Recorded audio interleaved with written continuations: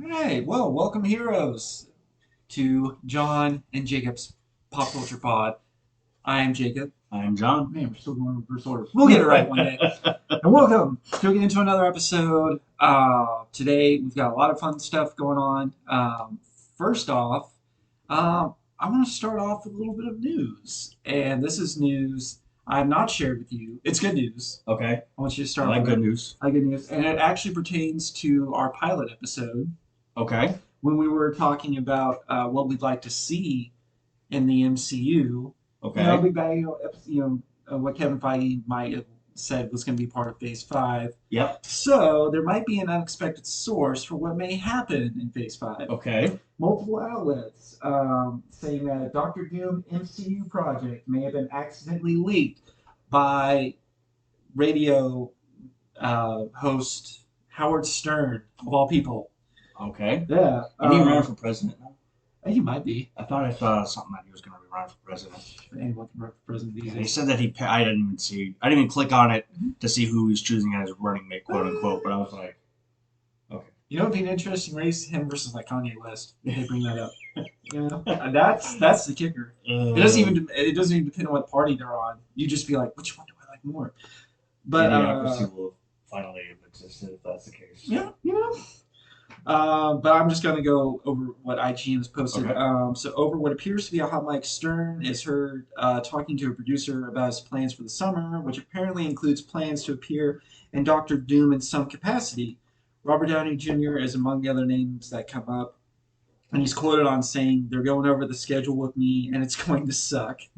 He said, "I told you I'm going to do Doctor Doom. That's the thing, but believe me, I'm effing miserable about it. I called Robert Downey Jr. and I was asking him acting techniques." The clip quickly began circulating around social media, leading to wild speculation. Would Howard Stern interview Doctor Doom? Would he be? Is it pertain to a What If season 2 episode, or is it all an elaborate prank? But either way, it's got me thinking. Yeah, I feel like most hot mics, there's actually something tangible there. Mm. And if he's saying it's going to be miserable, I highly doubt it would be just a cartoon or a what if. Just because, I mean, a what if episode for him is going to be do the same thing that he does every single day of his life. He's going to be sitting in front of a microphone. He's going to read a bunch of lines. Then he goes home, collects a paycheck. I don't feel like that would be miserable. So I think you're right. I think it would be something along the lines of, it might not even be him interviewing. It might be, maybe he's a news reporter. Maybe he's, something. Yeah. I was curious, though, if this leads to a TV show, which I hope it doesn't. Better not.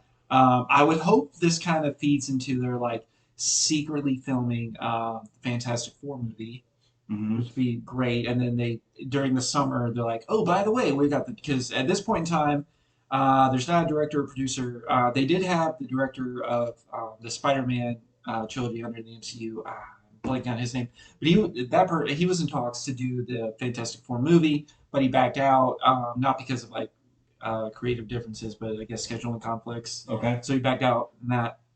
But I would hope it leads into at least the Fantastic Four movie. Yeah. And like you're saying, why have Howard Stern come in, especially if he needs acting? If he talked to Robert Downey Jr., which he's had on a show, and they talked about MCU things. Yep. Why have him come on or ask him for acting tips if he were simply going to be in a booth and recording lines for a TV show? And I only say that because even Conan O'Brien, he was he did the Dark Knight Returns. He was in the second part of that animated series. He was the host of the night show. Yep. The one with the Joker goes on.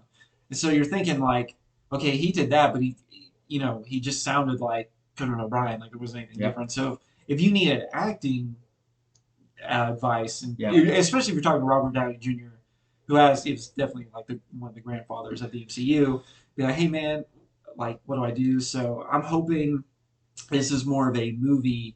And if he says that it's going to suck, it's most likely he's going to be in Poland or some other European country or somewhere that he he doesn't want to go over there. True. He's in out of his comfort zone. But you know where they also film a lot of these is they filmed a bunch of it in Atlanta, and Atlanta gets hot in the summertime. Yeah. Because I know it's Endgame and Infinity War. I believe Civil War, I think, was filmed too. They filmed a lot of action sequences. They had to do in the Atlanta summer in their costume. But it's funny, like Robert Downey Jr. will go on and say like everyone else is in their costumes, and so he made it later on in his contract to wear not to wear the full suit anymore, but he would just wear something. And I remember him because on one of the late night shows, and he was just like, "Yeah, everyone else was miserable except me." I'm like, I was perfectly fine. Like I was just wearing a shirt and pants. Like that's all. But that's what when you saw like in the first Iron Man, like he worked out for that role, and then finally by the time Endgame hit, it was just like, yeah, I'm not doing this anymore. I just got behind the green screen. Yeah, which made Mysterio's costume in Far From Home. Yeah, that was made even more exciting. It was just like, oh, that was the easiest one to do. You just get a mocap suit on. Yep. And that's your villain. Like that's amazing. Yep. So yeah, hoping it. I mean it.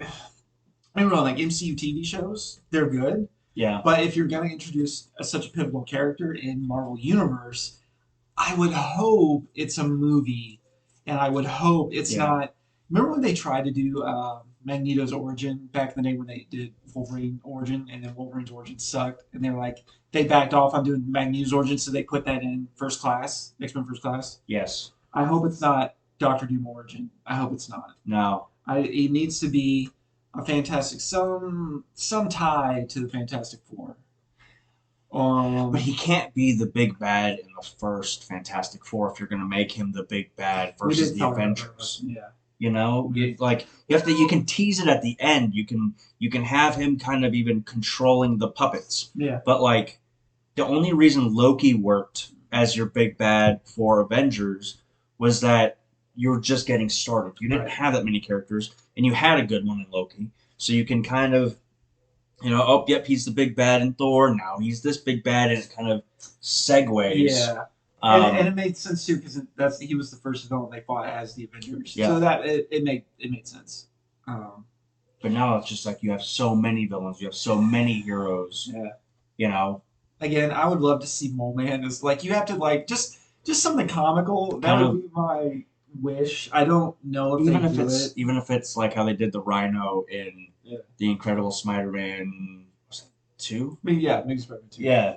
It's like I'm the Rhino, and it's like you get defeated, and that was it. You know, which was a great line in No Way Home. Like, who'd you guys fight? Like, I fought a giant rhinoceros. Like, okay. So hopefully, and we don't know who's it's still up in the air who would be cast as Doctor Doom. I really hope they take. He played Magneto. Michael Fassbender. I think Fassbender would be a wonderful. I mean, we had Chris Evans as both. Exactly. Which we'll go down a little rabbit hole. This was Chris Evans has been stated like he would come back to the MCU, not as Cap though. He feels that Anthony Mackie, who was Falcon and now is the current Captain America, like that's his role, and he's like, I'm not coming to take he's earned that role. And I was like, yeah, totally makes sense. Mm-hmm. He would say, if he was going to come back, he's like, it'd make it easier if I did come back as like the Human Torch, which is what he played before. Now, would he be you couldn't have him as the official Human Torch for Fantastic Four because I think that would be just too weird. Like if they did like an Elseworlds, and too soon.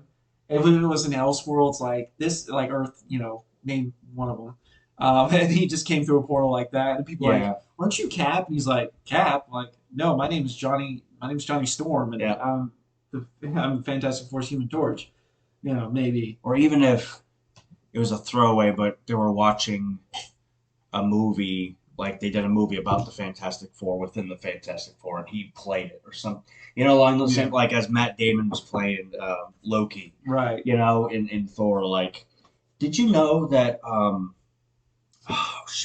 who played the actual Thor, wasn't that one of the Helmsworth brothers? There was, it wasn't him. It was not Liam. It was the other one. Yeah, and he was actually. I thought that was so cool. Which Matt Damon also made another Marvel appearance. He was in Deadpool 2 when Cable is first comes to the time portal, and there's this hillbillies that are in the truck. Yes. That's crazy. Like, it's like I'll do it. but you got to make me make up to where I can't, except for Yeah. Loki. But that'd be man. They need. We'll come back to that later in the show. But that's something we could throw for. I hope he Yeah. didn't. I'll say this. Well, I hope he didn't die in Infinity War. I'll leave it there. Taika Waititi said that there was even more cameos in Love and Thunder than Okay. there was in Ragnarok. Okay. So we know, you know. Okay, it's possible.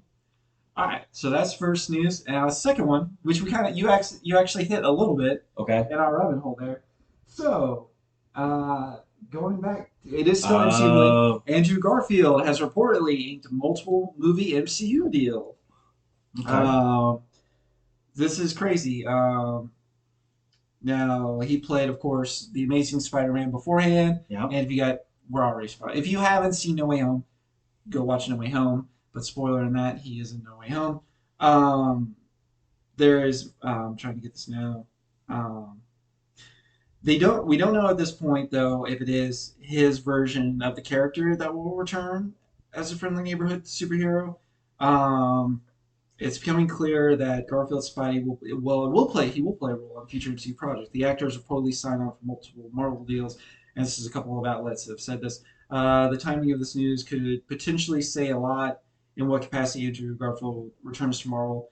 Just last week, Kevin Feige all but confirmed what most Marvel comic fans knew already, that the next big event in Marvel Cinematic Universe will be based on the 2015-2016 Marvel Comics mega crossover Secret Wars. Assuming the theatrical event is anything like the source material, it will require more Ultimate Universe versions of established Marvel characters than ever. That is apparently. I want the Man Spider. You know what the Man Spider? Oh, watching the Secret Wars when it was on the Fox the animated series, and he even started off with him having the 6 arms. Yes. And then finally, towards the very, very end, he finally just kind of hulks out. And I would love to see their interpretation of that. Okay. You know, I mean, well, I'm sorry. You finished. No. Just like the way that they did Abomination, the way that they've done most Hulks, minus Professor Hulk, which, come on, guys. That's up for debate, right? Yeah. But the way that they've done everybody else, I would really like to see how they can make that character shine, you know? And even you could even tie that into like a Craven. Well, yeah, he's getting his own movie, Craven is, Yeah. which that's another rabbit hole. But I think it's scheduled for next year. But of course, now movie dates can always bump around. You look what happened to Morbius. Still haven't seen it. Neither have I need to. I mean, probably should too. Yeah. It'll be Morbid time at some point. Yeah. But going back to Andrew Garfield, I wonder though if they're going to pull him again. We don't know if this whole next phase is basically with Phase 4. We dipped our toes into the multiverse stuff. Mm-hmm. We had No Way Home, and of course Doctor Strange 2. Yeah. Multiverse of Madness, which leads me to believe what are we fighting against the MCU heroes as far as you need it's okay, we got to bring in Andrew Garfield Spider-Man, which also makes the question. Tom Holland is still playing Spider-Man. Yeah. He has taken a break from acting, not because he hates it, just because he wants to spend time with family, which I totally get. So he's still Spider-Man. He still is, at least at this point in time, there's been no actors who are in their current role in the MCU are thinking of dipping out. Okay. Everyone is still on board to play who they are because apparently they're having a fantastic time. They love the paychecks. The paychecks don't hurt. They love hearing our feedback and being, of course, part of this universe. Yeah. All positive things. So Garfield coming in, it does leave me wondering, why. It could be Secret Wars. It could be that.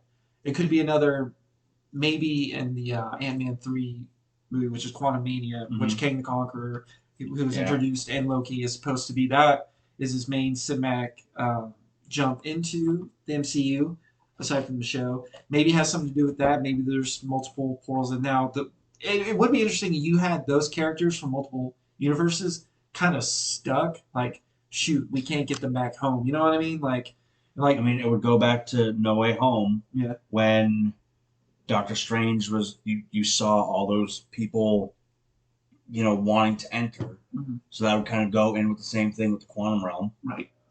Um, so here's my only thing though is that he can ink an MCU deal all he wants. Sony still owns the character. Apparently, at this point in time, just the rumors are speculating that there's like an olive branch to where um, I know, I know. So you still have like what they're doing with those other characters, like Morbius and Craven. Yeah. However, because Morbius did not do well in theaters, No. And, they had everybody kept pumping it up. It's like, oh, we're gonna throw it back out in theaters, and then it still did bad. we Like, still didn't oops. go out and see it, if that's any, you know. But that all to say is who knows what's going to go with that deal. It might reach another olive branch to where you can have Tom Holland, you can have Andrew Garfield. There's still no word if Toby's coming back. It's just been Andrew Garfield that they've said with this deal. And I think Toby said he would only come back for his fourth movie, like if it was his solo movie, if Sam Raimi was attached, Okay. which of course which I felt Sam Raimi did a great job with. I Doctor love. Strange too. Yeah. As much as I don't actually, so I thought I always kind of liked Doctor Strange, and this is the second time now after watching a Doctor Strange movie that was very well done. I don't really care for the character. Yeah, it's hard. I was so looking forward to the first one. I fell asleep the second time watching it in theaters. And then again, even with this one, it's everything around him.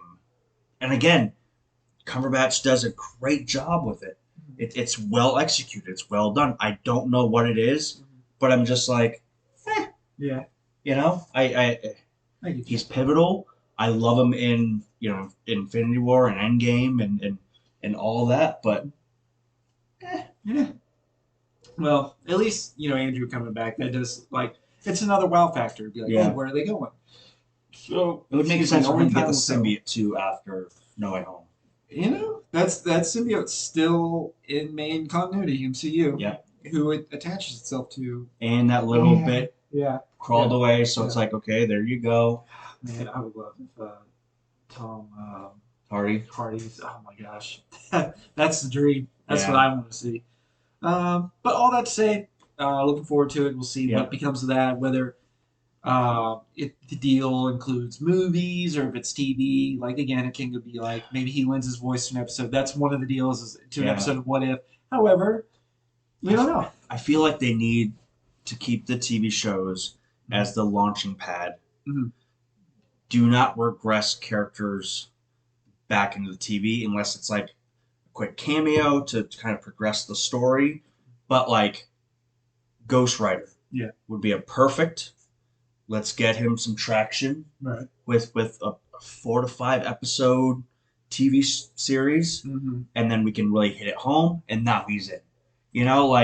Especially for a character that has been tried to after Nicolas Cage and apparently the Shield one. Everybody says it wasn't too bad. Yeah, he got a lot of praise because I think he is the current Ghost Rider in the comics.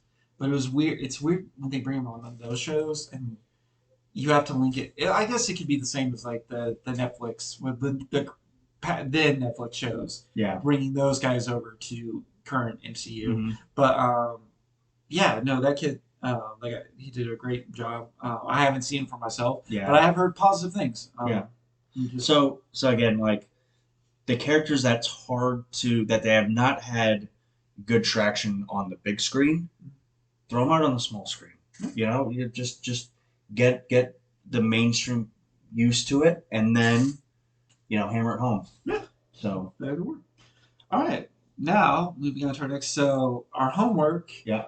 That we had from last week, we're actually rebranding this week. Yep. We're now calling it Retro Picks. Retro Picks. Now, this doesn't mean it'll be things from everything from like, oh, we got to pick the 1960s, 70s. It's just basically past stuff or past movies that we've both seen, either good or bad, and we come back later, or I should say, we give you the ones that we watched, and then we come back the next week, which we gave the ones for previous week, and now we're going to review those. Yep. And then at the end of the show, we're going to give you our picks for this week, and then next week it'll be the same thing. We come back and we talk about them. Who do you want to go? You want to go first? Do you want me to go All right, first? so I picked Eternal Sunshine of the Spotless Mind. Yeah.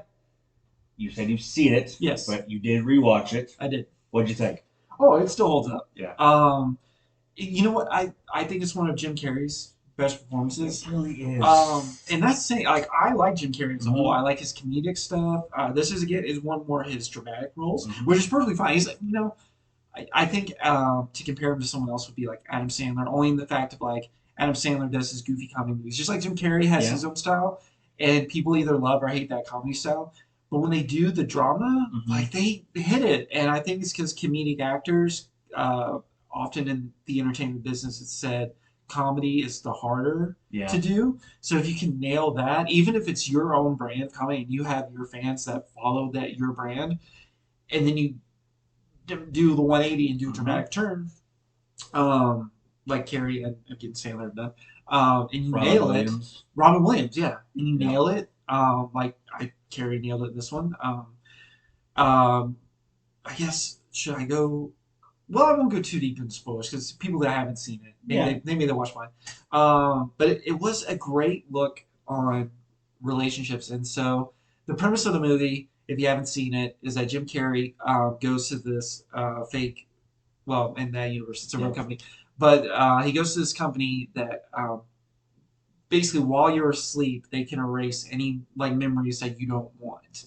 And what he chooses to erase is the memory of his ex girlfriend, played by Kate Winslet, because it's just hurting him too much. Mhm.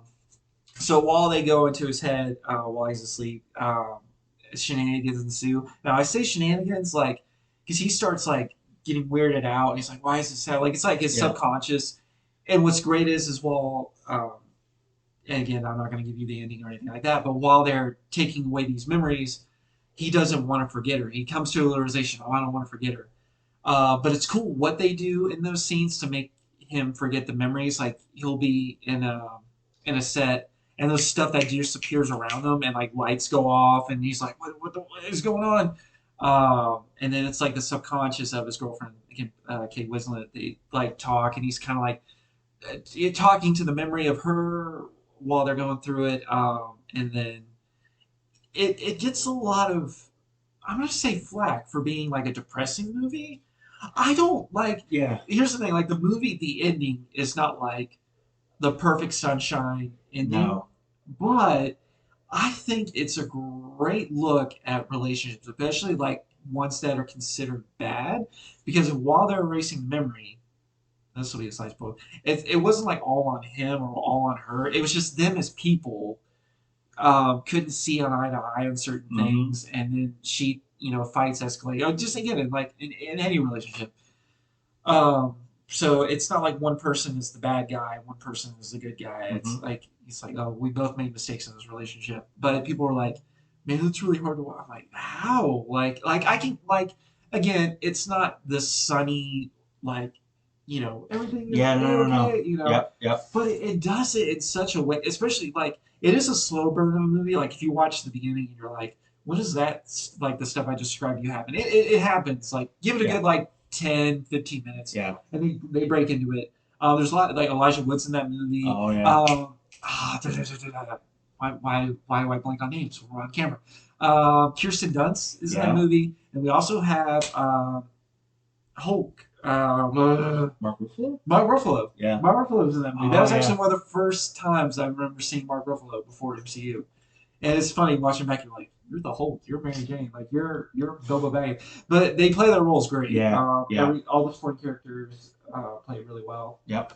And again, it's a drama. There's funny moments in it. Yeah. But as far as this being like this really sad, depressing thing, I don't see it. Like I Yeah. don't really see it as melancholy. Sure, it tackles like heavy in their relationship. It tackles heavy things that happened. Yep. But it's done in such a way. It's not cringy. At least in my Mhm. opinion, it's not done cringy. Really, I'd say it's probably aside from like Man on the Moon, I love Man on the It Moon. may be Carrey's most artistic movie I would agree that with I'm that. thinking of. Yeah. But I think it's highly worth your time to go back and watch if you've not already, or if you've not seen it. Yeah. Yeah, definitely. That was a great one to start off with. I loved. There's the quote, "Don't throw the baby out with the bathwater," and I feel like that sums up that movie. Like, yes, you've had good times with this person, you've had bad times with this person, but you've had formidable memories that you will not get back, and you would not be the person you are today without the good and the bad from that happening. Mm. You know, and so one of my old he was he did like the video for the school and stuff. Um, he always said, "You've lived all of the moments in your life has lived up to this point." You know, Mm. so like it stems from that movie that you're. Yeah, I lost my train of thought. No, that was good. I liked it. Yeah. But that was yours for Yeah. me, and the one I Okay. gave for you. Yeah. Like you gave me this like really Oh, artistic, man. like really like again like not a hard watch version, but definitely I gave you the Disney. I gave you the Disney version. What did I give you? Bed knobs and broomsticks. That's what I gave you. It was weird watching a young Angela Lansbury. Because all I remember was Murder She Wrote. I was saying there's not a murder in that movie. She has to solve. No. So when at first you're like, oh, witches and that type of stuff. It is. There's more witches in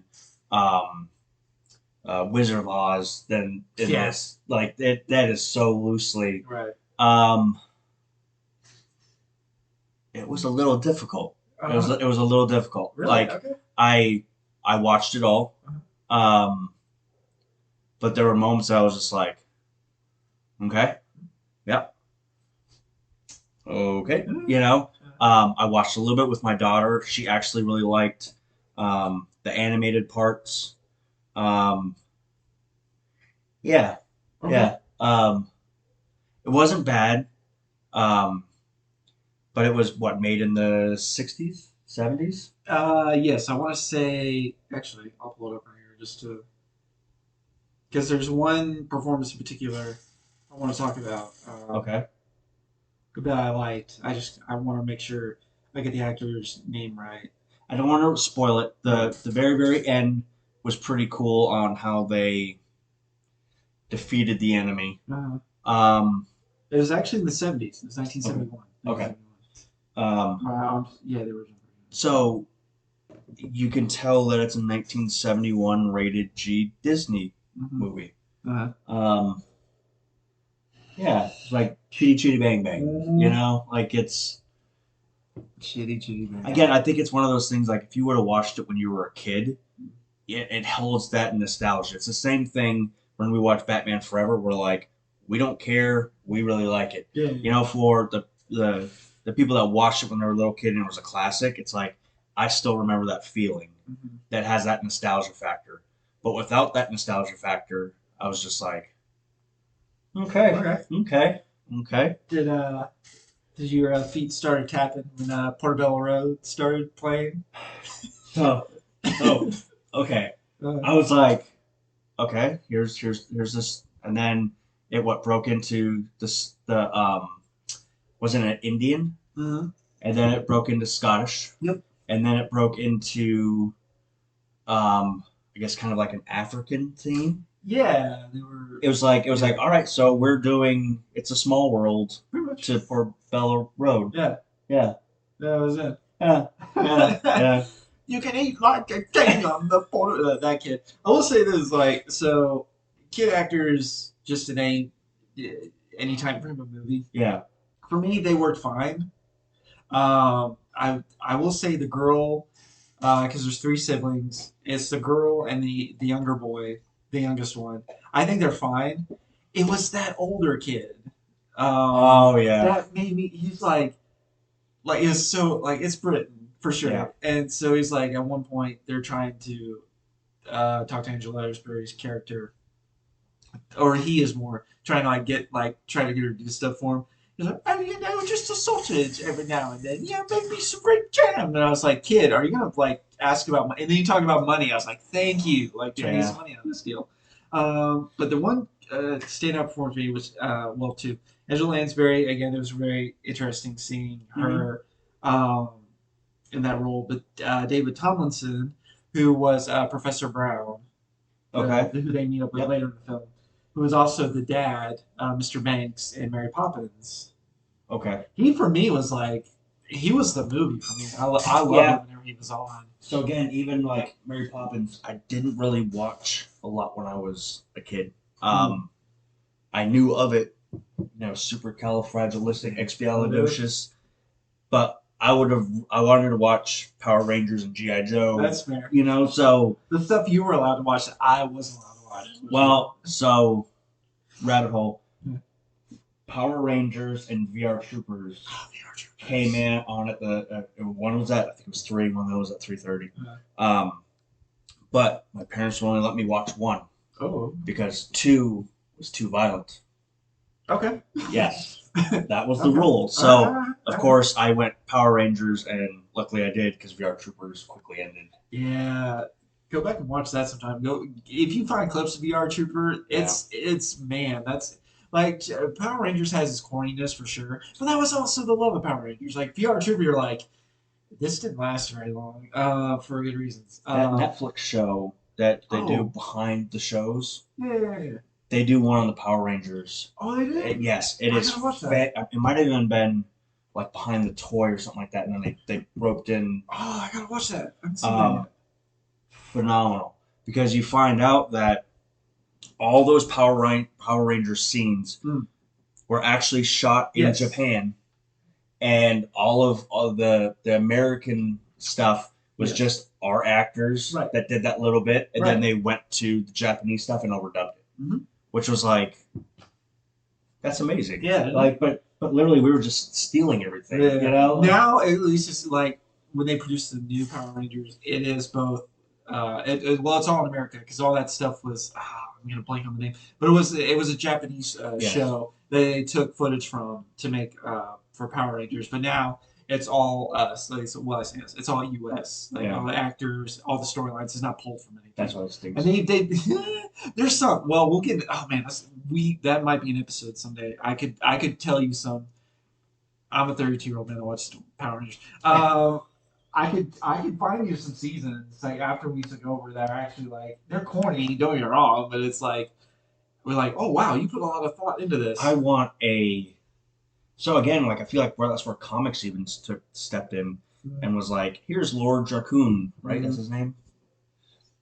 Dracoon. So Lord Zed? No. So all right, so there's a comic that's all about it's like this spirit of this evil guy, and he actually takes over Tommy, and Tommy becomes Lord Dracoon, and he's traveling the universe, killing all the Rangers. I know. Okay. Yes. Okay. I know what you're talking about. Yes. Again. But they're going strong. Give me an adult version of Power Rangers. Because let's be honest, at this point, the kids that were watching it when it first came out are now in their 30s. There's a YouTube fan film where they got they got the Pink Ranger, her name, and then Tommy. I think they got Tommy. Oh, that one. I was talking about the one that wasn't James Vanderbeek in it.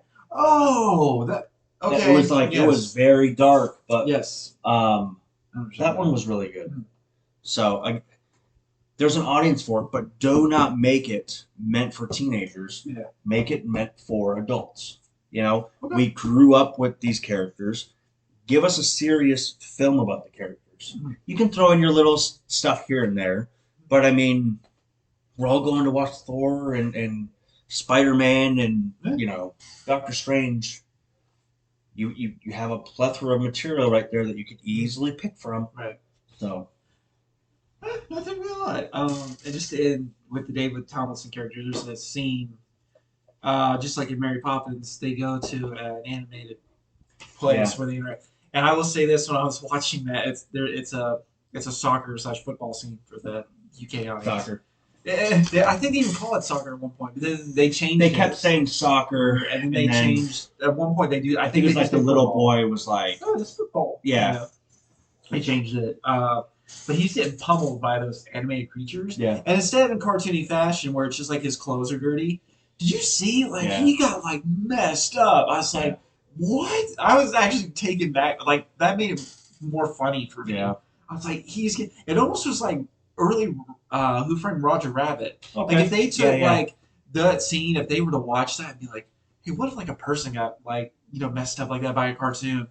And because he's like, again, you see bruises on oh his yeah, face, and like it's not blood, but yeah, it's more so than your typical like animal footprints on his yeah, clothes, and yeah, his yeah, clothes are maybe like tattered or something. yeah, I was watching that, I was like, oh man, like that would look like if he got pummeled by an elephant. Like yeah, that was great.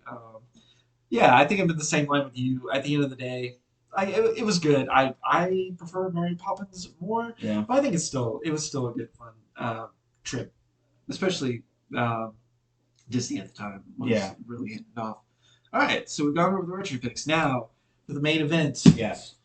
for this episode. This would be our first spoiler episode. Yes. Our first, yeah. So it looks like we're at 36 minutes. How? So if you do not want any spoilers, Yes.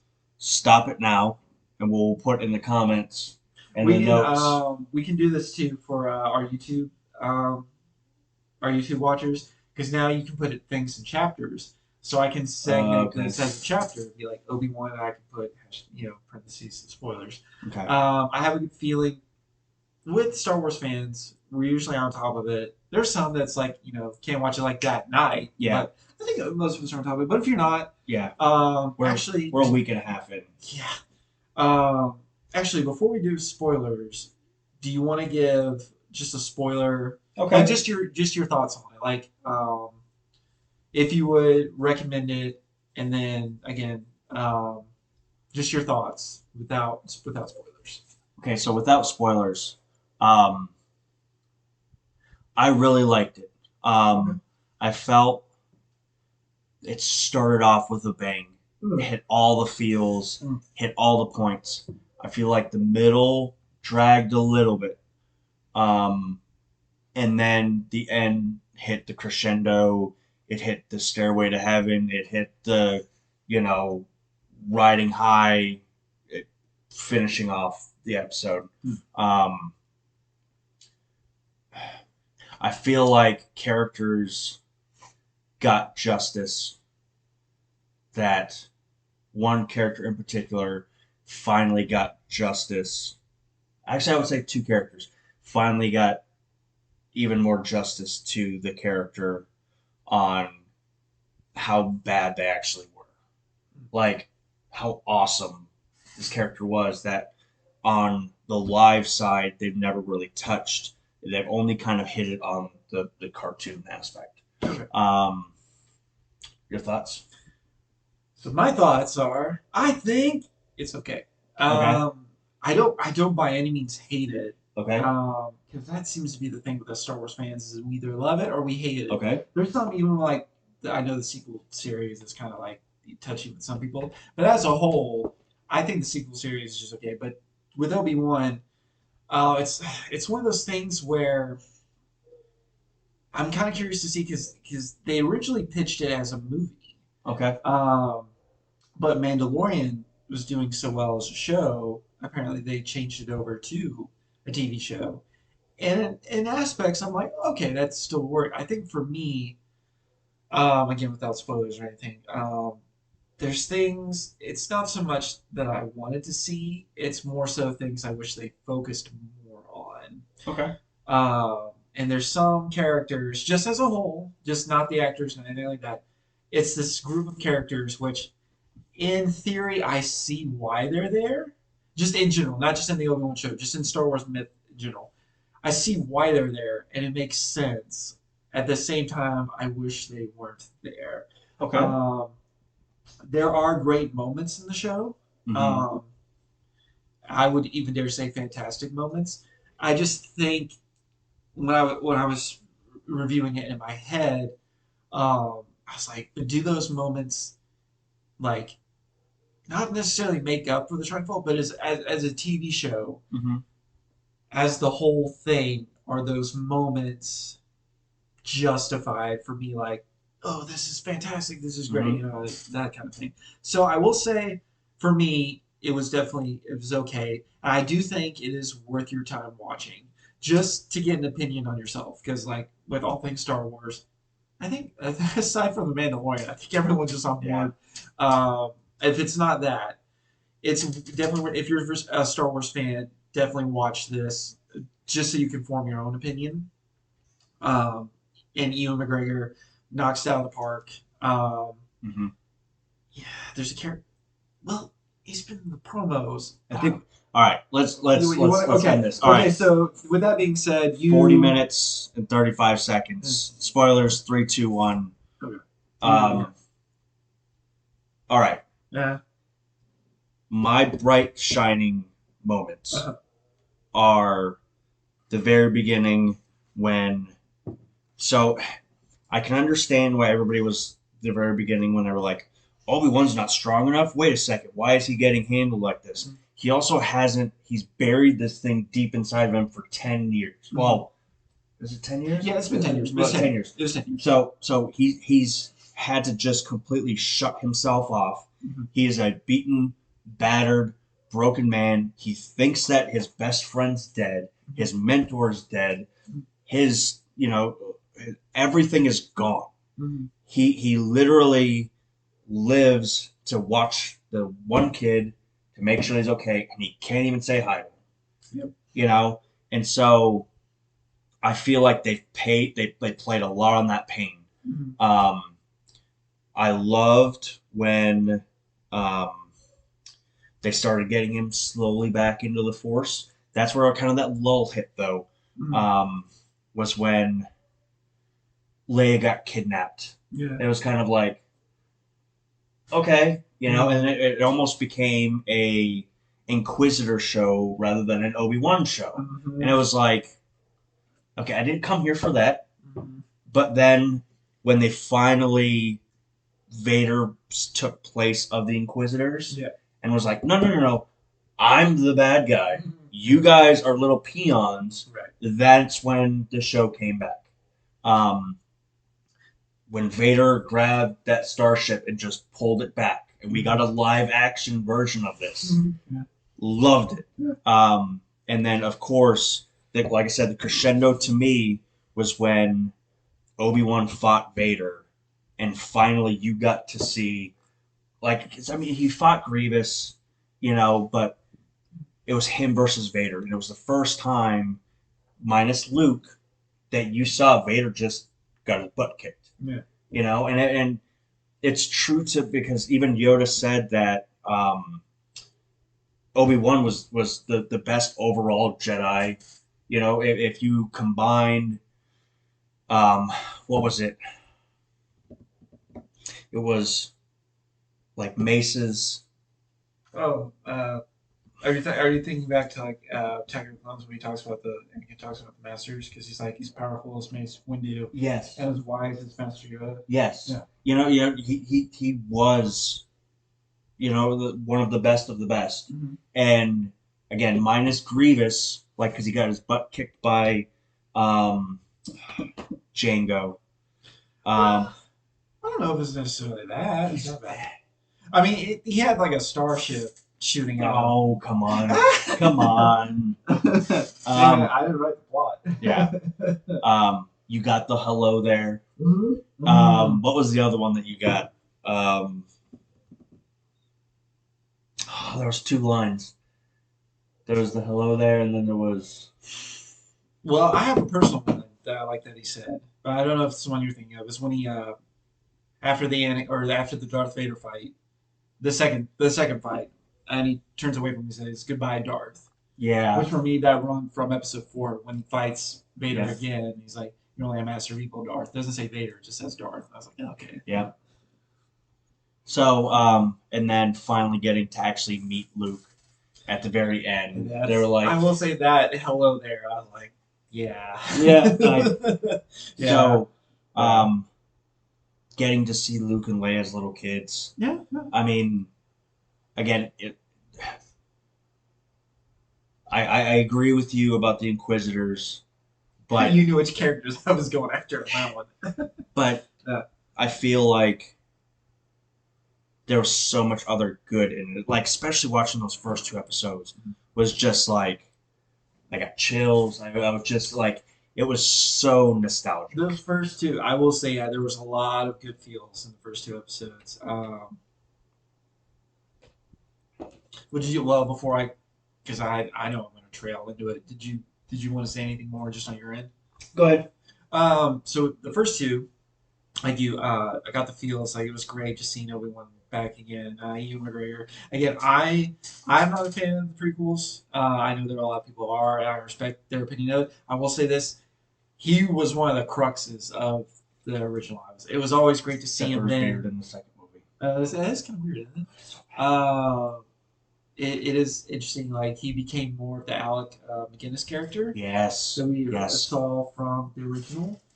Um, and again, those first two episodes for me were there was some nitpicky like when Leia gets kidnapped and the guys like trying to get her and I think that's been made fun of. And I don't think the kid actors were bad. Like her like there's a scene later on.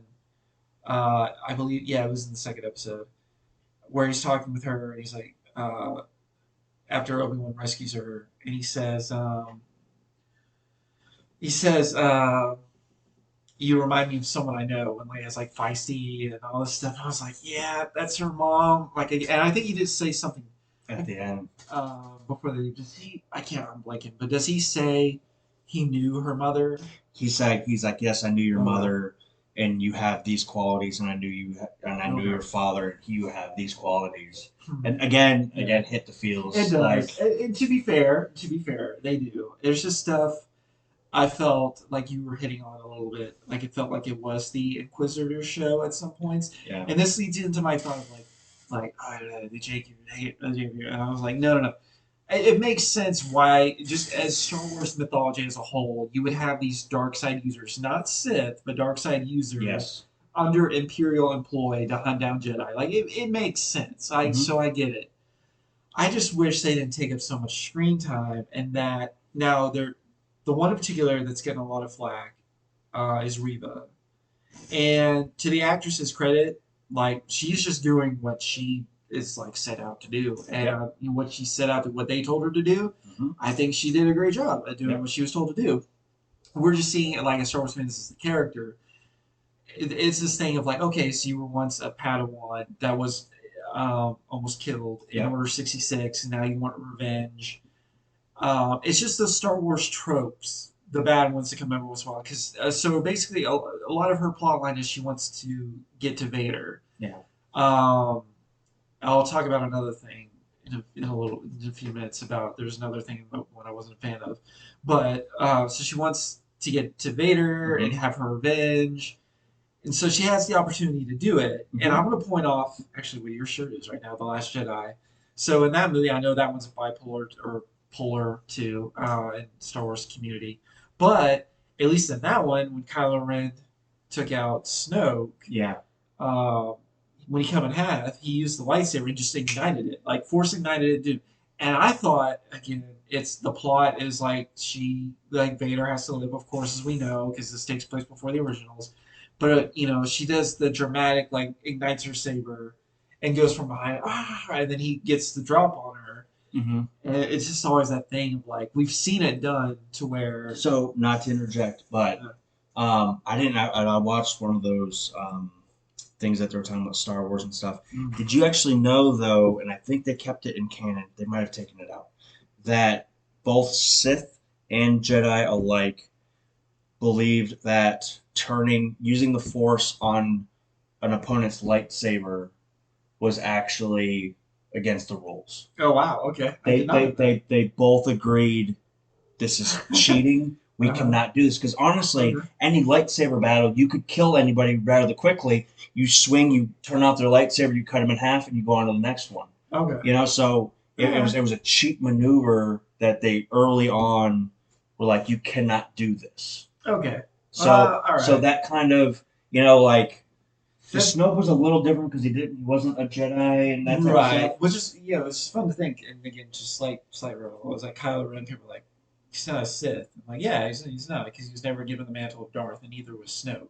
Snoke was Yeah, never Darth Snoke or Darth Ren. Kylo yeah, Ren. So he was a Dark Force user, yes, but not a Sith. But to your point, like okay, like if they had rules set like that, which I did not know, so there you go. That's something I didn't know. Then like okay, and of course too, it's for dramatic effect. yeah. Like again, I'll just take it. And then it was funny. Well, I say funny. So the force grab when he had the ship Vader, Yeah. and then the other one teetered off. He's like, "Well, darn it!" Yeah. I'm sitting here like, "Oh, I got the wrong one," But so yeah, so the Inquisitors is just one big thing, and then Yeah. so another plot point. I was like, "Yeah, it's Tatooine, and it's been 10 years." But you would have thought he would have heard it. Is Obi-Wan's reveal that Anakin is still alive as Darth Vader. Like, as we heard later on in Return of the Jedi, when he's explaining to Luke, he's like, yeah, your father's born machine down the man. He's, twisted and evil. I would have thought, like, after he didn't kill him on Mustafar in episode 3, I would have thought they're keeping the kids safe because Padme dies in childbirth to Luke and Leia. For some part of me, I thought that again, there wasn't a scene in Revenge of the Sith. I was like, oh, Vader, he's alive. Yeah. But I don't know, like, excuse me. It's one of those things where I thought that he would have known about that, especially being 10 years. Like, again, he's on Tatooine. It's but on the even Outer Rim. don't. So I'll go a little defensive. Okay. The transmitter and all that he had buried away. That was like break it in case of emergencies. It looked like he hadn't touched that thing in years. Yeah. So I mean, I think legitimately he was just surviving. So, and honestly, only certain few people probably knew that was Anakin. Which I think, because Reva knew that it was Anakin. Because of what happened at Order 66. Yeah, I guess but is it a very... Well, that was another thing, too. Like, you had to put 2 and 2 together for her. Like, she was like, I can't remember if there was a like when they showed the Order 66 flashbacks, if she saw specifically Anakin. Yes. She did? Yes. Oh, okay. Because when... See, that's something So, I think it was when she was about to kill Luke. She saw his face because I actually had older Hayden Christensen. Yeah, she saw his face, and then she saw like him looking up at her, and that's when she was like, "This is what happens when I watch things with like a frowny attitude. I miss things. So, but hey, there you go. You're actually pulling me more into like, oh, this is right. So and then come on, man, when he's off wandering and you see the Force Ghost and you see Qui-Gon Jinn, it was just like again, that's another great moment. And what was funny is that Liam Neeson up to that point was saying like he would love to come back as Qui-Gon Jinn, and this was after Obi-Wan had finished, but it was one of those like MCU things where it's like, oh, you can't talk about it because again, which I'm glad he didn't because it would have spoiled it for us. But he's like, yeah, I'd love to come back, but if I'm going to come back, I want to go, do live action, be there. And we were, as fans, we're just like, okay, that makes sense. Yeah. Like, he doesn't just want to be Linda's voice in the animated series or to a show. Like, oh, okay. But when you saw him, you're like, oh, wait, he did do it. Like, there it is. He's also, again, one of my favorite things from the prequels is Qui-Gon, the character of Qui-Gon Jinn. And we did get, again, to, I'll say this on a positive note too. Was the final fight scene between Obi-Wan and Anakin? So that was something too. He leads Anakin away or Darth Vader away from the ship that he's on, which I was like, that's an Obi-Wan move. Yep. Like that's true to the character. And when they fight, what I liked too, it went back to the old school, the first couple films of the original films of how they fought with lightsabers. Instead of these things being so heavy, you could see like when Vader is fighting when he starts the fight, he's fighting one-handed, which what was like in Empire Strikes Back, he's fighting one-handed. But they implemented force techniques in there too that they took from the sequel series. But in my opinion, it's better. Was like Obi-Wan would swing and then Vader would block it with the force. I'm like, yeah, like as a kid, I always thought like, why can't you block with force? It was just like, like, oh, you can't, we'd be on the playground, the kids would be like, no, you can't do that. And I was like, you have to, like, this makes sense. And then now seeing this come to fruition, it's like, yeah, you can totally do that. Like, should you see it wasn't crazy? And even you can see, because even as the more aggressive he got and the angrier Vader got, that's when he went to two hands, Right. and that's when like you can tell that everything started to change, and then Yes. Obi-Wan was like, okay, I got you. Right. You're not thinking, you're reacting. And that's also too. Obi-Wan knew he had to step up his game and like his force, like he got strong. You could say like he was re-in-tuned with the force. Yeah. Because there's one point where Vader like tries to throw a column out, like a rock column out, and he's like, "Ah, your power is returned," and he like throws it away. And then when he buries him and he comes back, and then he starts going to town on him, and that was a great moment too. With the mask, so during the fight, that last moment, Obi-Wan gets the upper hand, cuts Vader's mask. The opposite side. Did you ever watch Rebels? No. I don't want to spoil it for a second, but he gets in a fight with the character Vader does. It's later in the series, but it's the other half of the mask. So in Rebels, it's the right side, and Obi-Wan it's the left side. But you see Vader underneath it, like you see. It's almost like the same cut, which was kind of cool to see. And they have this exchange where Obi-Wan is like, "Hey, I'm sorry for all of it." But then Vader was like, no, you shouldn't be afraid. Right. I killed Anakin. Exactly. You didn't kill Anakin. Right. It was just like, it was great. And then he leaves, and that's when he says the line, "Goodbye, Darth." And then nearing, this is something in Rebels too, but you've probably seen this clip because Maul comes back and fights Obi-Wan. Or Maul screams his name, and I want to say it's the Tatooine desert, but he screams, he's like, Obi-Wan? So Anakin or Vader, I keep wanting to call him Anakin because I know what happens in the Return of the Jedi. That's why. And Darth Vader screams out Obi-Wan. Yeah. But it's Hayden Christensen's voice matched with the Darth Vader. Yes.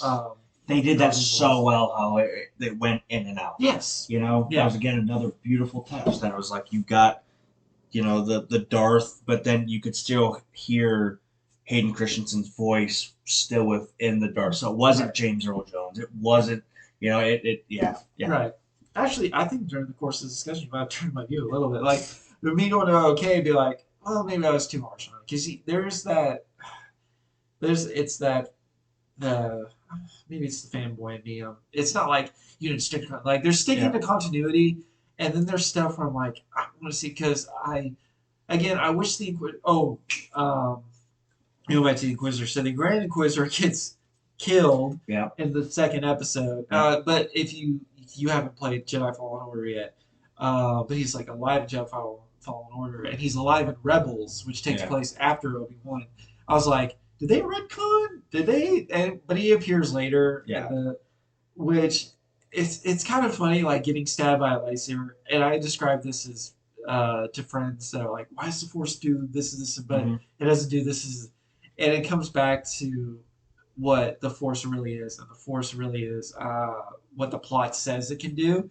So the plot says you can stay alive in this. So again, it was another thing a video that I watched that they were talking about that because they were like, why did Qui-Gon die? But Darth Maul didn't die. The Grand Inquisitor didn't die. She didn't die. And they were saying because the dark side, with all that hate, it keeps them literally alive.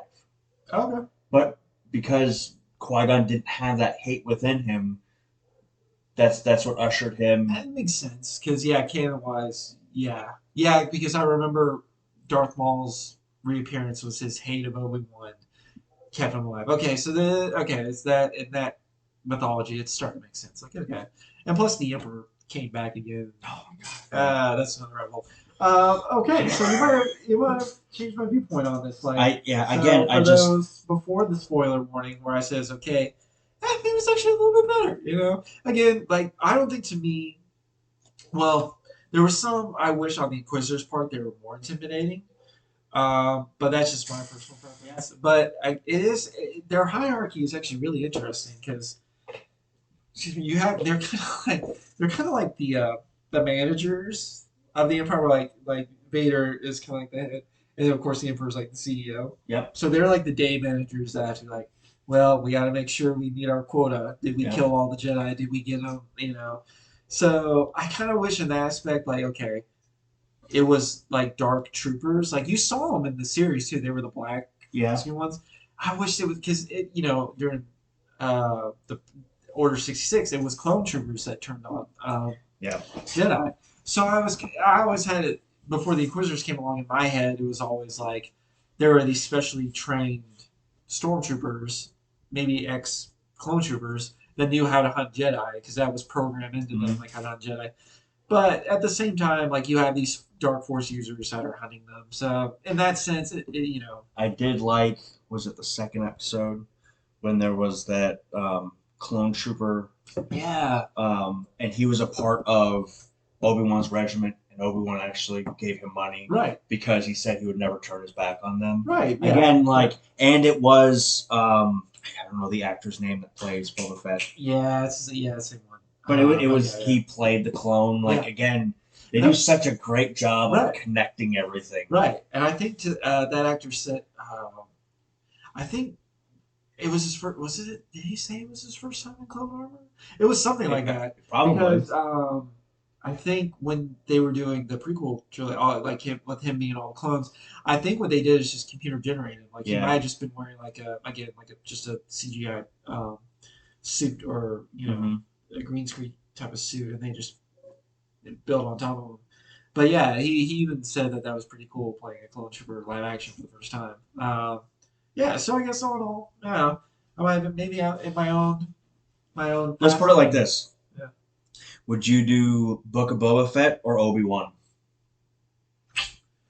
man, that's actually a good question because Book of Boba, I already liked Boba as a character. Well, then again, I liked Obi-Wan as a character, but well, I, I like them both. You know what? I think I like them both the same for two different reasons. Okay. I'll hit Book of Boba first because Book of Boba is this time between the originals and the sequel trilogy. Hmm. So I want to know what goes on in that time frame, Okay. and not so much how it connects to the sequel trilogy, but just be like, what did happen in this time frame? Not like a it kind of is a what if, but like a what if that's canon. Like this is Hmm. the Marvel universe, and we're gonna go the Star Wars universe, and we're going through.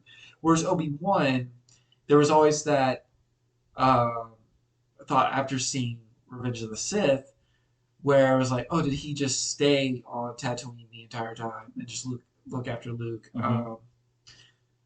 But it connected that in connected so well Hmm. with the original trilogy, and just that was a hello there that I got emotional about. Like it was funny seeing like the hello there memes are all over the place, and it was funny like in Revenge of the Sith when he drops an Grievous like that, and it was the first line that Alec Guinness had Yeah. in A New Hope. So when he says it to Luke, I got a little choked Yeah. up. I Yeah. was like, man, like, yeah, just look after that kid, man. That kid Yeah. means a lot. So I would say they were both on the same playing field. Okay. My issues with Book of Boba are more like into how corny Star Wars can get. Whereas my issues with Obi Wan, again, it wasn't like how it doesn't match up to the original. It was just kind of like, oh, I wanted to see this, Yeah. but My problem with Book of Boba was that Boba Fett was always my favorite character, hmm, and I didn't get really excited for Book of Boba Fett until The Mandalorian came onto the show, hmm, and I was like, I should be wanting yeah, more of Boba, but again, it made the character so wimpy after you built him up in Mandalorian, and then you turn around and took it all away during Book of Boba Fett, if and you made him into a wimp. well, if it makes you Like, feel better, dude, the quit it. actor wants to come back to what he called badass Boba Fett. Like, He wants to go back to it, and the fans were like, yeah, why can't he? Because I think that series again was just kind of a redemption arc. You know what I mean? Like, okay, you have the pacifist kind of Boba Fett. I mean, he's still killing out crime lords and stuff, but it's that like coming to terms with your past and being like, oh, I can make a brighter future of it. But there's that sting to Boba Fett too. He's like, oh, he's a bounty hunter, and he's definitely taken on dark contracts before. yeah. So there's that I guess I would have been fine with that if we didn't get him being a badass in Mandalorian. Yeah. If we got Book of Boba Fett and then he was a badass in Mandalorian, that would make sense. Mm-hmm. But to be like, wow, this guy's fantastic. Wow, look at him actually use the rocket on his back. Wow, look at all this other stuff, and then it's like you get your own show and you're like the pacifist. Like, one of these things doesn't belong here. Right. And again, I agree with you on that, and hopefully, I think they kept it. They definitely kept it open to do a sequel. Yeah. I think they are going to do a sequel. Yeah. It's just nothing's like this is a really set in stone. But definitely, I think they'll keep that in mind for sure. Just because even like I said, the actor wants to go back to that badass way of Boba Fett, and I think we'll get that because there's a theory that Mace Windu is still alive. So I thought I read an article. They were like, he's coming back into. If they want to do, if they want to do season 2, Boba finds out maybe in the same kind of aspect that Obi-Wan found out that Vader was Anakin and still alive. Maybe he gets intel being like, hey, remember that Jedi that like killed your dad? He's still alive. And he's like, what? And he's just kind of like, and then you have that moral thing of like, hey, you built up this kind of better government sort of on Tatooine, and definitely Mos Eisley. Like, do you want to throw all that away for revenge, but you still have them like tear through guys? You have to make them bad guys or droids or something like that before he gets to Mace or something in that capacity. And maybe he does kill Mace, or there's some, They probably just find a mutual way to respect each other, and you have an ultimate bad. All right, so last little rabbit hole. Yeah. So Mandalorian season 1, Mandalorian season 2, Book of Boba, Obi-Wan. Yeah. What's the pick? Over which is the best? Yes. It's a cop-out answer, but for me, it's I gotta go with Mando season 2. I gotta go with season 2. Season 2. Okay. Season 2. Because season 1 was great in the fact that there's this new character. Yeah. We found out the Mandalorians, even they were broken up, but they were still working, and it was this great turnaround for the character. Like, you had a feeling this guy wasn't like a scumbag, but at the same time, like, he had morals. He was a bounty hunter. He was a bounty hunter. But his targets, like, you kind of, again, this is me just connecting my own thoughts to it, was like, okay, he picked his targets like, oh, okay, this person's a scumbag. I can easily bring them. I can kill them or bring them in. I can either bring you hot, bring you cold. And then he sees then baby Yoda, who we later found out was Grogu, which he like that's that turning point, and it kind of became it was set as a space western already. Yeah. But it was cool to see him. Maybe it was a redemption arc. I didn't really see it as a redemption arc. I kind of saw it as a person doing the right thing, and then like it's not easy always doing the right thing. Yeah. But then season 2 came. Like, I understand in the beginning people were like, oh, this is like the adventure. We're going from point A to point B, all those shenanigans and stuff. To me, though, that season finale of when... Shoot, they are on the 3rd season of Mando, aren't they? Which we are getting in February. Okay. We're getting in February. That is confirmed. The trailer is not out for us to see. They had it at the Disney Celebration, or the Disney Star Wars Celebration. So we haven't seen it yet. Hopefully it'll hit online, and maybe later this summer. Yeah, the 3rd season was okay. You mean season 2? Yeah, there's only 2 seasons. There's only 2. Yeah. So Luke was in the end of the 1st season. He was in the season 2. The end of the season 1 is we found out the Darksaber still existed from what's his name? He was Yeah, but then the end of season 2 I thought was Luke showed up. Yes. So then they had a season 3. No, you're thinking of Boba. Because Boba wasn't it? Yeah, Boba. Again, I think I look at Book of Boba Fett as Mando season 3. In all honesty, it points to became Mando season 2.5. But darn it, I loved season 2.5. Is it bad that I just completely was like, yeah, that's not Boba Fett's, that's Mando. As soon as you put Mando in it, it's now Mando's show. I think that was the issue for some people. It's like, what's Mando? Like, we loved Mando coming into it, but you heard that little Yeah, you heard It's the like, whistle. oh yes, here we He's go. coming back, and then Grogu again. One of my all-time favorite just Star Wars moments is when he finds Grogu later on in the little carriage, and Grogu just jumps in his arms. My heart was like, "Oh my gosh!" So yeah, the moment with Luke again was one of the all-time Star Wars moments out of every single movie. Yes. Does not matter. Dude, When you saw that green lightsaber, you were like, "Oh my God, they're doing it!" At that point, when I saw the one his X-wing come in, Yeah, I was thinking it was just going to be. They were gonna do that thing in Star Wars where sometimes the first ship comes in and they think like, oh, it's only one ship, and then the whole armada comes behind it. But I'm like, okay, they're keeping on just this one ship, huh? And I wasn't thinking Luke, but I was like, who? I didn't know who it would be, and I kind of forgot later or early on in the season they tried to communicate with other Jedi, and I was like, well, Luke would be the only one, but I didn't think we'd get him. It was one of those things I just didn't expect. Like, I've been in my head, I've been disappointed by Star Wars before. So, and when he showed up, I was like, wait a minute, it's just one X-wing. Why would it just be one X-wing? Like, who's in that? And again, like you said, he gets out of the cockpit, and that green lightsaber ignites. It's the black glove. I was like, Luke. He starts going to town on the droids, and he gets to the end, and even though it's Mark Hamill, but it's his face is CD. My heart was still like, oh my gosh, it's Luke, and I kid you not, man, I had man tears. I'm not ashamed to admit I had man tears. I was like, and then Grogu goes to him, and then there's that thing where Mando takes his helmet off, and they have that exchange, and I was like, man, so that for me, that I already loved this season already. It was strong, but for me, that was the not only the icing, it was the cherry, it was the sprinkles to the end of that season, and it left it on such a great note because you were like, it wasn't like.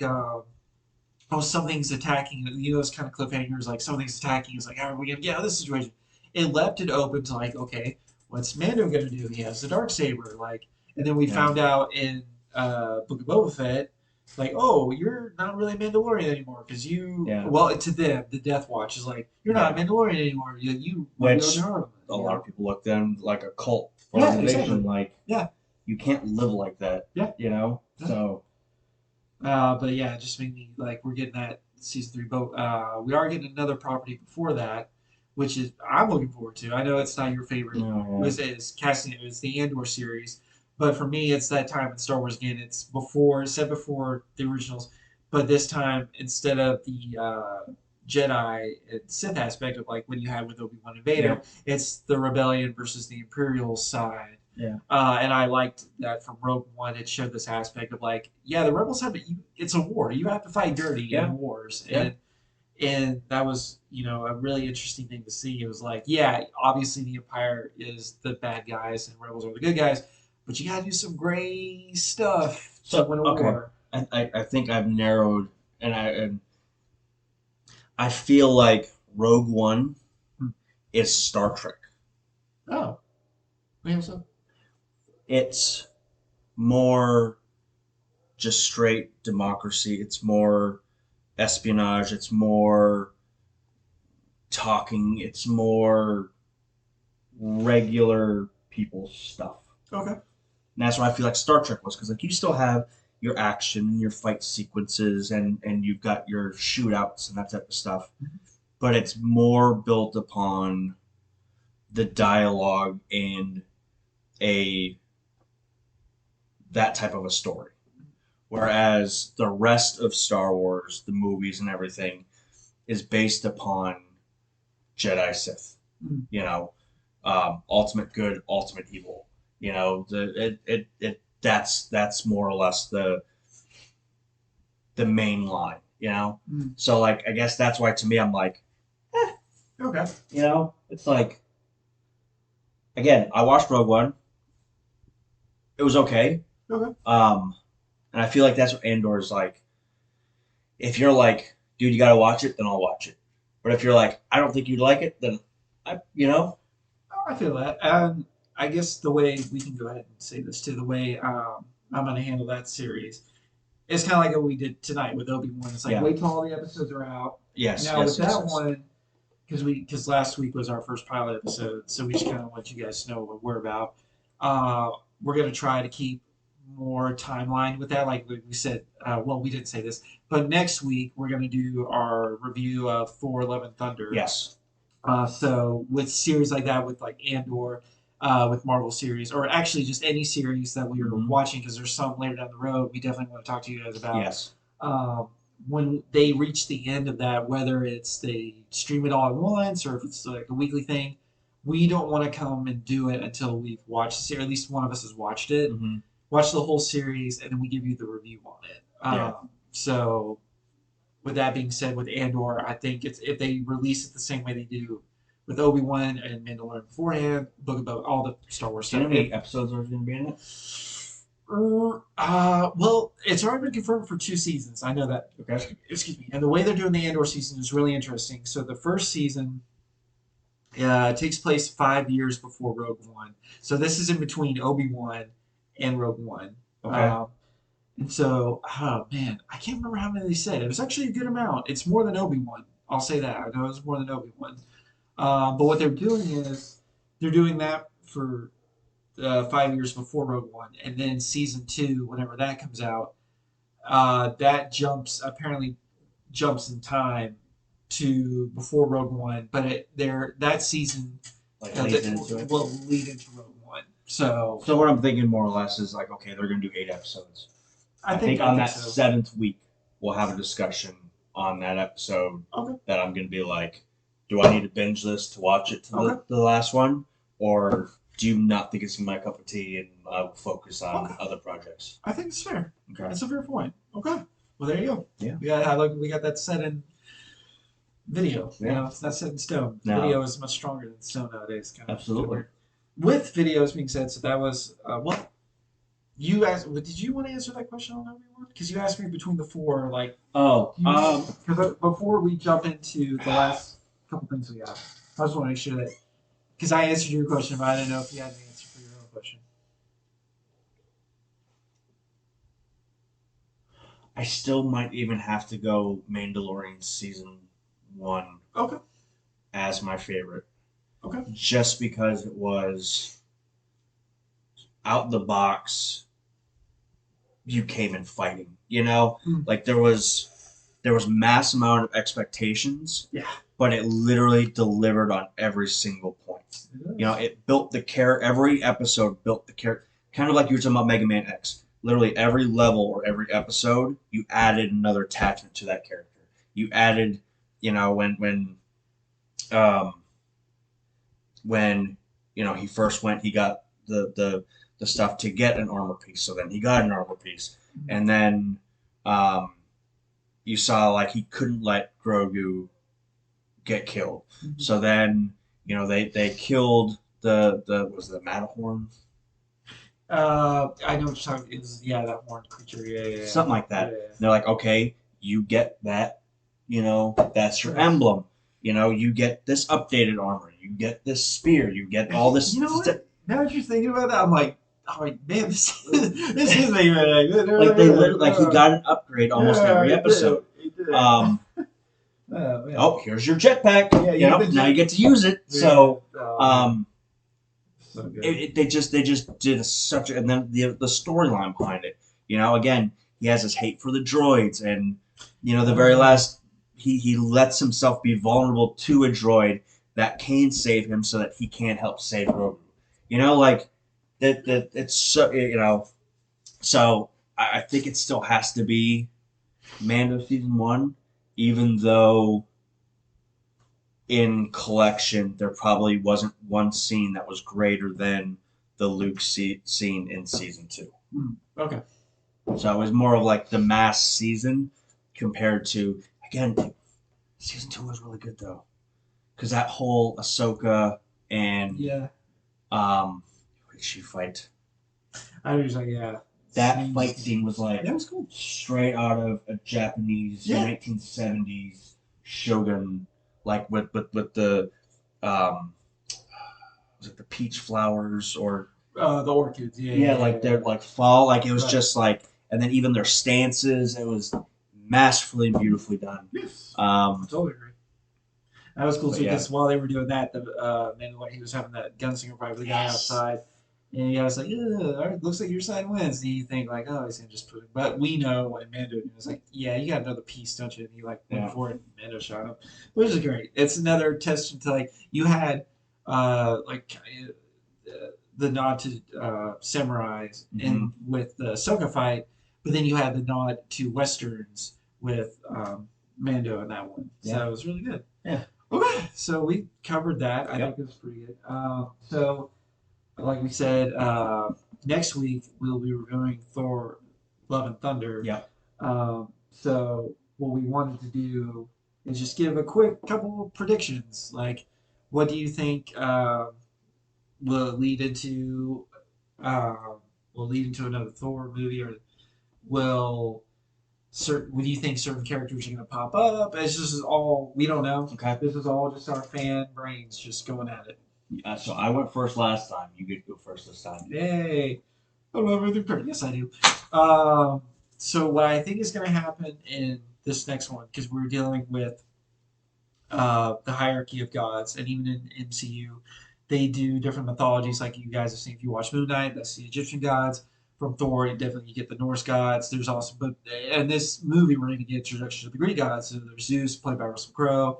So what I want to see is a character that is yet to be introduced to the Mm, MCU, but he is an Avenger in yes, it comics. is. And this is also a Greek mythology figure. It is Hercules. Yep. I want to see Hercules in some capacity. I wonder if they will put him because if you guys seen the trailer, like Thor's, I guess yeah, that's about. I think It's it's got to be Mount Olympus. Yeah, Yeah. so they have Russell Crowe Zeus there, and I'm thinking like, okay, did they hide Hercules? You know how they do in the trailers, they take stuff out and they put Yeah. it in back later, or is that any tricks that that person's not there? I wonder if he will be there in the stands or I don't know, Maybe somebody questioning him or something. something like that. Yeah. So I hope to see that. I wonder. This is just again my fandom brain going, and it's kind of tricky with what they're doing with Sony's side of it. But Gore has a Christian Mm, Bale's villain character has a strong link to the symbiotes. hmm Uh, More importantly, Venom later hmm on in comics. But I wonder too because I have seen some like the monsters that they fight. Now they don't look like symbiotes. I will say that, like hmm or at least from what we've seen, like Venom and Carnage and all this kind of stuff. But I don't know what place in part of the movie that takes in. So and you see too when Gore he's in the chamber, he's in some sort of chamber, and he reveals or unveils his little hood. Yeah. I'm assuming maybe that's when he gets the Necro Sword, which is where the symbiotes that history comes from. I don't want to spoil it for you guys because you guys need to read Donny Cates' version of Venom. I can't praise it so much. Um, that's where that comes into. So maybe that's again, it's hmm kind of hard to do with the Sony and Marvel stuff going on right now, but we can always dream. I've got that. I'm kind of wondering what the Guardians are because we saw at the end of Endgame Thor went with the Guardians, and it's not like we'll leave the Guardians, not like that. I'm curious to see how much of the story they'll be a part of. I'm not expecting them to be the whole focus point of the movie. No. I think for them it's just going to be a jumping off point, and maybe they'll fight some aliens together or something. Um, I'm interested to see we get our proper introduction to Natalie Portman's Jane Foster Thor, which is really cool to see. She gets a hold of Mjolnir. Right. Goes But it real pumped for wasn't. that. It's not ultimate. What was it? The wasn't the Almighty. I think it's just the Mighty Thor. The Mighty Thor. That's That's what what she it is. ordered. Yeah. Yeah. Um, I'm curious to see what they do with her, where Valkyrie fits in. But as far as predictions go, yeah, I think we will see Hercules, at least that. And then my hopeful predictions are like maybe symbiotes get, maybe because we got the one that's on Earth. Yeah. Maybe, yeah. And that was the thing too. If you guys have not, did you watch? You watched. You didn't watch Venom 2. I made it like halfway through. I need to finish it. Do you want me to spoil something for you on that? Sure. Okay. So there's a part in Venom 2 where Venom is talking to Eddie Brock, and he's like, "Let me share with you the hive mind," which goes into Donny Oh, yes, Cates's it does. which Donnie Cates is take on Wow. Venom, but you don't see anything. Just a spoiler into that. Okay. He gives a hint like, oh, I'm going to show you this, but you don't see where it leads to. So maybe we get the hive, the symbiote planet in this. Maybe that's where The thing is, they just have to show the null fight, Okay. or Oh, you know what I'm saying? Yeah, yeah. Like that's all we need. Just show the Golden versus the Black Knight. Yep.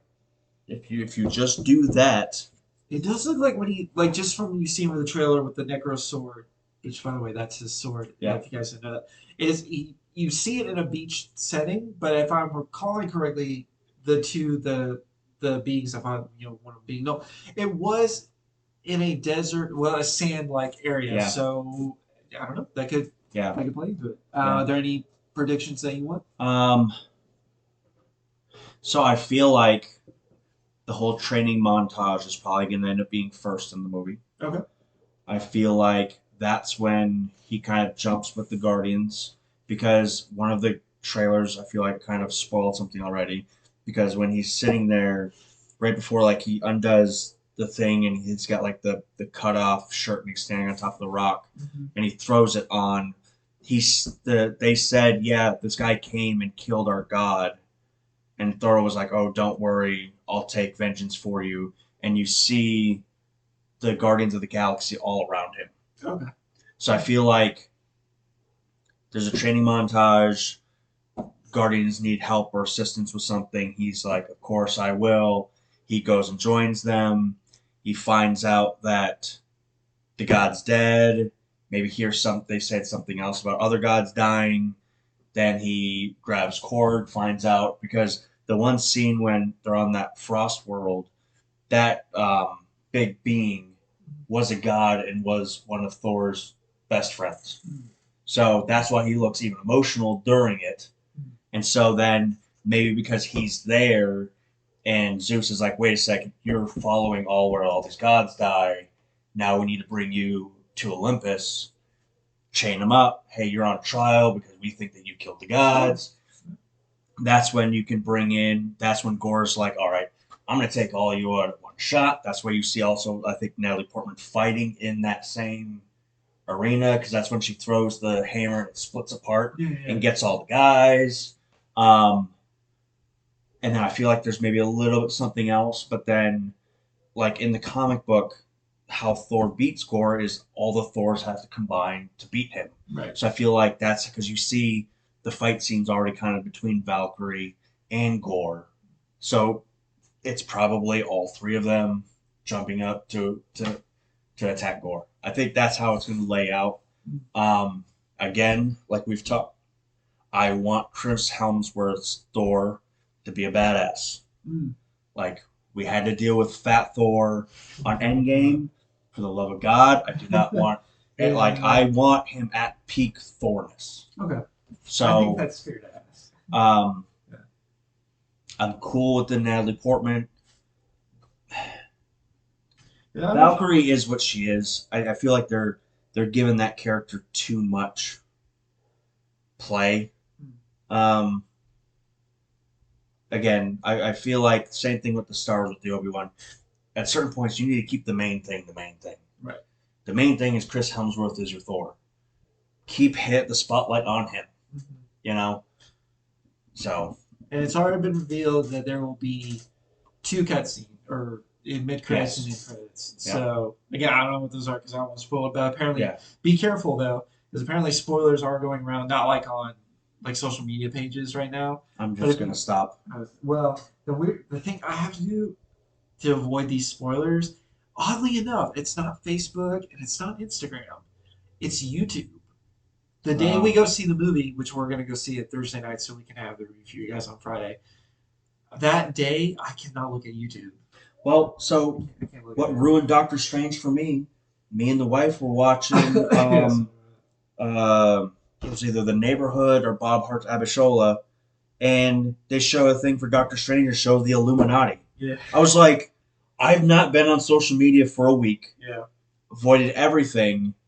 And you just put out a stupid commercial. Yeah. Why? Yeah. The average person's not going to know what that is. It's like you deliberately did that. I will say that I wasn't looking for spoilers, but I've seen the TV spots of Thor just to see what kind of vibe we're gonna get from this movie, which is still holding on to that comedic like Ragnarok vibe, Yeah. but with serious undertones. Goran's going to be a very, very serious. I mean, he's already got a lot of praise from people that have seen the movie. Yeah, it's which I watched another one. Did you send me the one about Taika Waititi talking about Gora looking like Voldemort? Yes, yeah, I just knew that. Which when I saw that, I was like, okay, this makes sense. Like, why you changed it? And when I first saw the reveal of Kristen or no, I'm sorry, of Christian Bale. Christian Bale, thank you. I was like, okay, like the comic book lover in me was like, oh, just look. But then Taika Waititi brought that up. And I was like, well, he's got a point. Like he would just look like he would with look like exactly tendrils on the back. Yeah, so I'm like, okay. And then when I saw his design, I didn't hate it. I was like, especially what they do, just what we've seen with the glowing eyes, and that contrast. Like you've seen it in the trailer. It's like there's a black and white world. We don't know. I don't know what this means. Yeah. There's a black and white world they fight in. I was like, that's cool. Like I think there's going to be a lot of wow moments like that when we're watching it, and being like, oh, you can do this. Like, oh, that's really cool. Yeah. I think it's gonna be hard to top Spider-Man. Yeah. But I think it's gonna top Doctor Strange. I think for me, I don't know if this will be better than Ragnarok, but I will say, just the track record, all the stars are coming back. I think it's at least going to be a solid film. But I think you're the bigger Thor fan of the two of us, so I think there's a lot more pressure on you to if this one is good. I feel like this is going to be more Thor, whereas Ragnarok was buddies fighting in space. Okay. You know, like having the Hulk in your movie is kind of like takes the weight off of Thor actually having to carry the weight, you know? And now it's like you have Thor and you have Thor. Yeah. You know, so.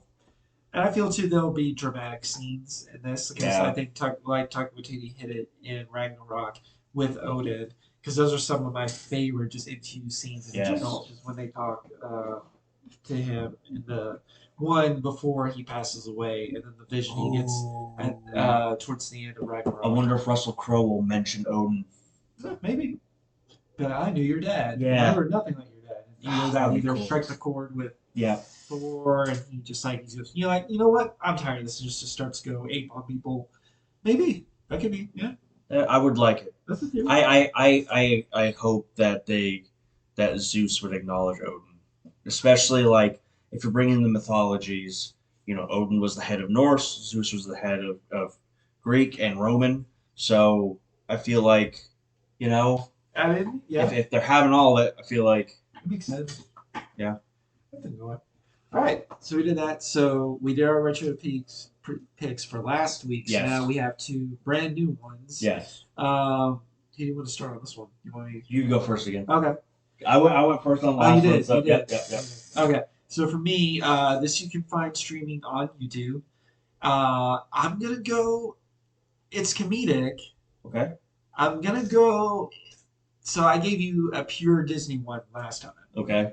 It's a character that Disney has done with my next pick, but it's not their telling the character. So what I am picking it is called Peter Pan Goes Wrong. And have you heard of the Goes Wrong, just in general? What this is just to give you a heads up, it is a theater company that is putting on a play of Peter Pan. It's a British theater company. They put on the play of Peter Pan, but things in the play go wrong, but it's intentional. Like they'll have people missing their cues, like sets, go wrong, but it's all comedic. Okay. And so it's a real theater troupe that play. So they're playing two characters, or some of them play multiple characters in their roles in this stage production. So the actors are playing actors who are playing the characters in Peter Pan. Okay. So in that sense, it goes meta. So these are real actors. They have a theater troupe in London. They've actually come to the States. I've not seen them here in the States, but they do different things. of things going wrong. They even have a show you can find on YouTube. And it's like 6 episodes. It's called The Show Goes Wrong. So they'll do different theater production, not like heavy thing. Like they've done a Shakespearean play that goes wrong. That was Okay. like a big special. But they just do. One of them was like their take on a Southern drama. Okay. But what they call, I'll give you a little spoiler into that one, is that the set that they built unintentionally but intentionally was 90 degrees wrong. So when you see it filmed, because they film before an audience, so the camera it looks normal, like how you and I are sitting right now, but they're actually faced this way, and like things are getting thrown, but they have to go through this real drama, but it's a comedy. Okay. So in the same aspect they do with Peter Pan is that they do the play of Peter Pan, but everything goes intentionally wrong Okay. in their production of it, and it's a shorter watch too than what I had you watch.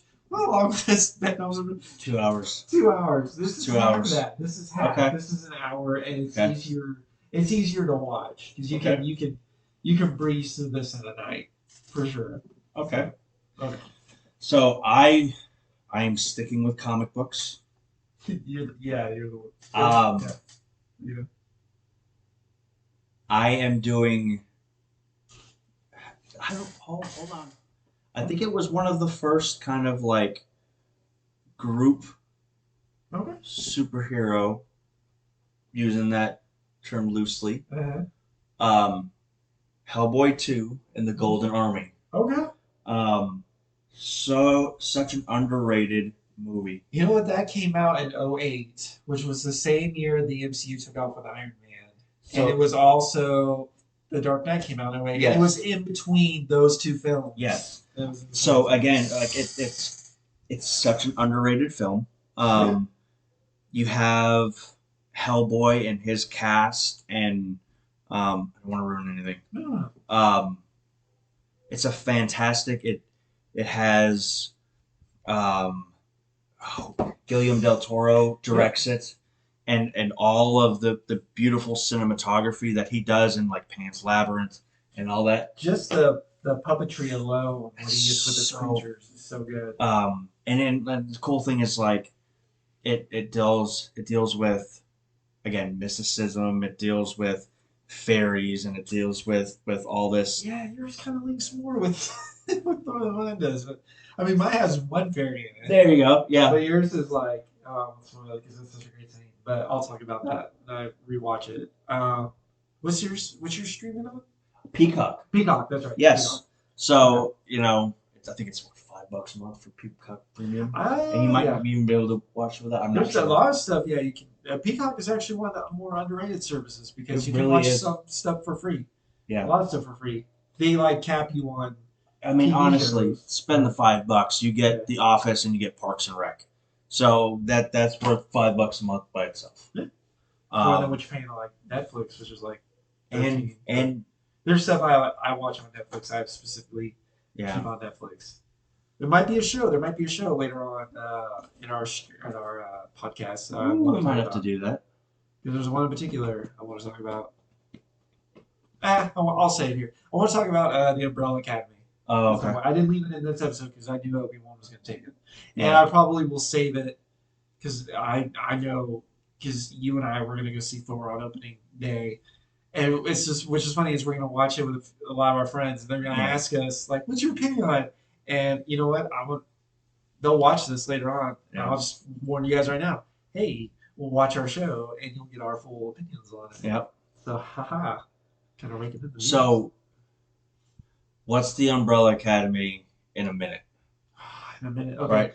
Basically, All right, go. think of the X-Men, but they're not classified as mutants. These are like kids that were born during the strange occurrence. They're all born on the same day, the same minute, but different moms. Now some moms might give birth to twins, but what happens is they were all born at the same time, and this eccentric professor like tries to get as many of these kids together as he can. He only gets 6, 7, maybe six or seven. The numbers is giving me at the moment. but he only gets a handful of them, and he trains these kids to be superheroes. Um, Now it's in the trailers, whatever you're watching. It's not really like, oh, what? The first season deals with their dad dying, that professor that took them in, so they got to figure out the mystery of who killed them. And then season two deals with time travel. They go back to is it Dallas? Where did JFK get shot? Was it Austin or Dallas? Well, it deals with the JFK shooting because it's that time frame. They go back in time. Some of them want to stop the shooting of JFK, but there's more. There's a big overall time loop to this. And then the third season, where they're at currently, there might have been an alternate timeline that might have been created due to their shenanigans. But just the first two seasons, I love the first two seasons. It's not there's action that happens for sure, but it's not all action oriented based. Okay. But when they do the action scenes, it's really cool and it's really good. But I think it's the family dynamic between the characters that has me hooked onto the show. And also, it's made by the creator or the lead singer of My Chemical Romance. Oh, he was behind the comic book series Gerard Way. Yep. I think he's a producer on the show, but basically they just took his comic book and his own things that come through. Even in MCU, they take bits and pieces and like kind of stream it together from a wider audience. But what they do with the show, I feel, is really good. Okay. It's definitely not one that's for everyone. It's not as harsh as say The Boys. I think The Boys is that one's way harder to do. But this one there's some violence in it, but I don't think it's rated R equivalent. It might be more like PG-13. Did you ever watch Teen Titans? Yes. Okay. Yeah. Did you watch all of them? Wait. Are you taking the live action? The live action. Okay. It's just Titans. Oh yeah, I'm sorry. Titans. I did not get all through Titans, okay. But if I had to compare it to that, they may be on the same wavelength, where it's like because there's some action, but it's a lot more of a drama. Yes. Than an action. Yeah.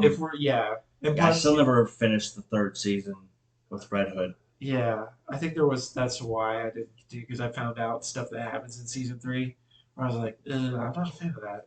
Yeah. But I don't know, you may finish it and be like, hey man, it's like, again, like with Obi-Wan, be like, hey man, it's actually not as bad. You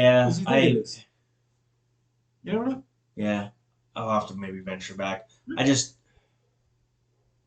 I didn't care for how they portrayed Red Hood in it. That's fair. Because like I thought that they did a fine job with it's Jason Todd, isn't it? Yes. But like Jason Todd and Red Hood act completely different. Yes, they do. In Titans, they act the same. Yeah. So it was like, you've got Red Hood as still this whiny, arrogant, It's just like, that's not Red Hood, man. It's not Red Hood. He need to be older. That's for sure. So yeah, and that's what kind of threw me off, and I was just like, yeah, I feel you on that. I feel. All right, well, I think that's it. I think that's it for us today. So next week, heroes, we will come back with our full spoiler review of Thor: Love and Thunder. We'll hit you with more news. And then also, we'll hit you with what we thought of the retro picks. Mm-hmm. I'm going to go ahead and spoil something for next episode. We're going to add on another segment for next episode. While we've given you the news, we've done our retro picks, we've gone on to what we're main line of talking about. Next week, I'm going to come in with comic picks because there is a particular comic I want to talk about next week. There's a writer that I love that is jumping onto a book that I also love, and I can't wait to talk about it. And there will be spoilers on that too. I won't try to go in such a rabbit hole with it because we have a lot of stuff to talk about next week. But we appreciate you all for tuning in, and for next week, we will see you then. See you guys. Bye.